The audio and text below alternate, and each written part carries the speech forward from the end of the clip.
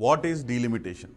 It is an act or process of fixing limits or boundaries of territorial constituencies in a country. Today, we are talking about the Lok Sabha seats here.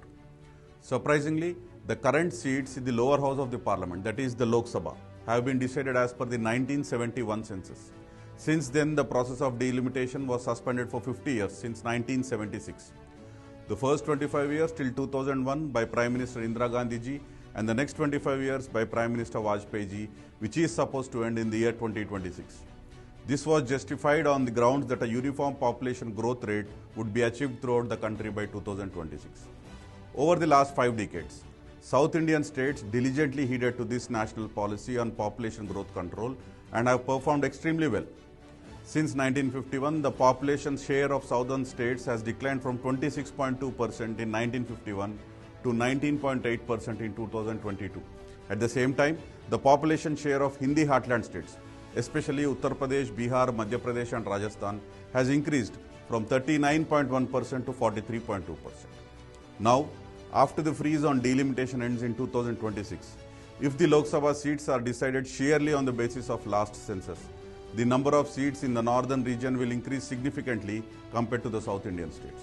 For instance, the number of Lok Sabha MPs from just the 2 states of Uttar Pradesh and Bihar will constitute to a whopping 222, whereas all the 5 southern states of Andhra Pradesh, Tamil Nadu, Karnataka, Kerala and Telangana will together have only 165 seats. This is nothing but penalizing the southern states for effectively implementing the union government's population control policy over the last 5 decades. The South Indian states have outperformed the Hindi heartland states on various economic and socio-development factors, such as increased per capita income, improved literacy rate, decreased poverty levels and better access to quality health care, among many other human development indices. Access to better education and health care implies better quality of decision making. Better public services and high civic activism will lead to better governance. So, during the next delimitation exercise, not just the absolute population numbers, but factors such as the quality of electorate needs to be considered. Because after all, 18% of India's population in the south contributes to a whopping 35% of India's total GDP. Not only the delimitation, but also the formula adopted by the Finance Commission in devolution of the central funds gives 30% weightage to area and population.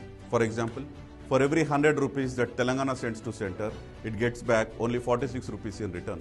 But for every 100 rupees that Uttar Pradesh sends to center, it gets back 200 rupees. And for every 100 rupee that Bihar sends to center, it gets back 400 rupees in return. Please remember that India is a union of states, and stronger the states, stronger is the nation. Penalizing performing states and incentivizing laggard states will not be in the best interest of the nation. So, whenever the delimitation exercise takes place after 2026, the South Indian states have to voice together and demand for their fair share of representation in the lower house of the parliament, that is the Lok Sabha. Thank you. Jai Telangana, Jai Bharat.